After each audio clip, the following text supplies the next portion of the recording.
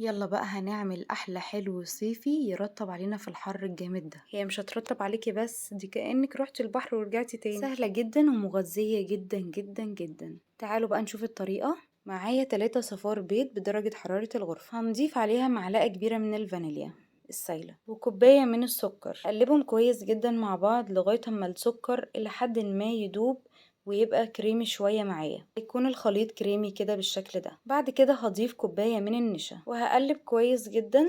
بعد كده هحط كوباية من اللبن يكون دافي. هقلبهم كويس جدا مع بعض لغاية ما كل حاجة تدوب معايا. وبعد كده باقي اللبن اللي هو باقي الكيلو يعني هحطه في حلة ويكون اللبن دافي، وهضيف عليه الخليط بتاعنا ده وعلى نار هادية. مع التقليب اللبن بتاعي انا كنت غليته قبلها بيوم عشان يطلع القشطه بتاعته، انا عاوزاه بقشطته. هنفضل نقلب مش هنسيبه خالص لغايه اما القوام يتقل معانا ويبقى معانا بالشكل ده. نقفل عليه على طول، هيبقى معانا بالقوام ده كده.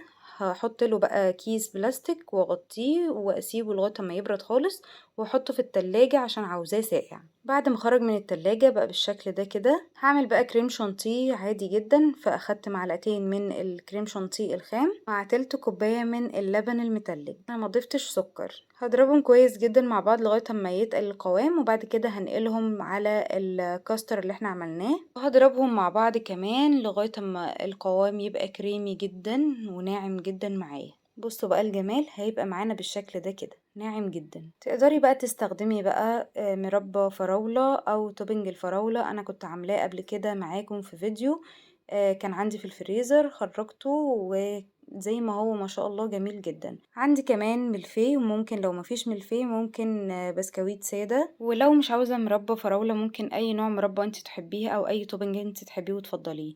هقدم الحلو بتاعي ده بطريقتين، في كبات وبشكل كده حلو جدا. فهجيب الملفيه وهقسمه من النص بالسكينة بالشكل ده، بيبقى سهل جدا. هجيب بقى الكريمة اللي احنا عملناها واحطها في كيس حلواني، وهبدأ ان انا احطها كده على الملفيه. بعد كده هضيف التوبينج وبعد كده هقفلها عادي بالطبقة التانية. حلو سهل وسريع وجميل جدا. بقت معانا بقى بالشكل الحلو ده كده. جربيه وان شاء الله هيعجبك جدا. اما بقى في الكبات فالطريقة دي تبقى حلوة جدا كمان للأطفال.